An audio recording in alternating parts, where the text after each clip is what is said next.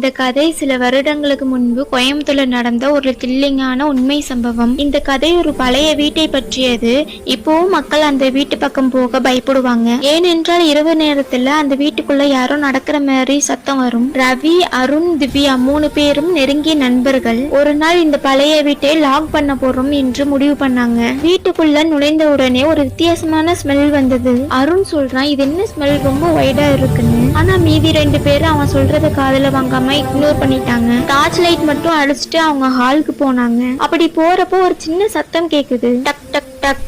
எல்லாருமே அந்த சத்தம் கேட்டு நின்னுட்டாங்க. திவ்யா சொன்னா, கைஸ் இது நம்ம காலடி சத்தம் இல்லன்னு. அவங்க சுற்றி பார்த்தாங்க, யாருமே இல்ல. அடுத்து ரூமுக்கு போனாங்க. அந்த ரூம் வால் மேல ஒரு சென்டென்ஸ் எழுதி இருந்தது, இங்க நின்றா உங்களுக்கு பாதுகாப்பு அப்படின்னு ஒரு சென்டென்ஸ் எழுதி இருந்துச்சு. இவர்களுக்கு அர்த்தம் புரியல. அருண் டார்ச் லைட்ட வால்ல வைத்தான். அந்த செகண்ட்ல ஒரு நிழல் உள்ள நகருது. அந்த நிழல் இவங்களோடது இல்ல, அது நீளமா மனித வடிவம் கூட இல்லாம இருந்தது. முன்னாடி பின்னாடி ஸ்லோவா அசையுது. 3 பேரும் பயந்து பின்வாங்கினாங்க. அவர்கள் அடிக்கடி நிழல பார்க்க ஆரம்பிச்சாங்க. சில செகண்ட்ல அது சீலிங்க்கு மேல போகுது. அதுக்கு பிறகு ஃப்ளோருக்கு கீழே இறங்குது. டார்ச் லைட் நேரா அந்த நிழலுக்கு போனாலே அது பின்வாங்கும். ஆனா டார்ச் லைட் சற்று கூட குறைந்தால் அது வேகமாக முன்னாடி வரும். ரவி சொன்னா, கைஸ் நம்ம பின்னாடி யாரோ வர மாதிரி இருக்குன்னு. திவ்யா அப்படியே ஸ்டென் ஆகி நின்னுட்டா. அருண் ஸ்லோவாக பேக் சைடு பார்த்தான். சீலிங்ல ஒரு நீளமான நிழல் மெதுவாக இவர்களிடம் இறங்கி கொண்டிருந்தது. அந்த நிழல் அவர்களுக்கு பின்னாலே ஃபாலோ பண்ணிட்டு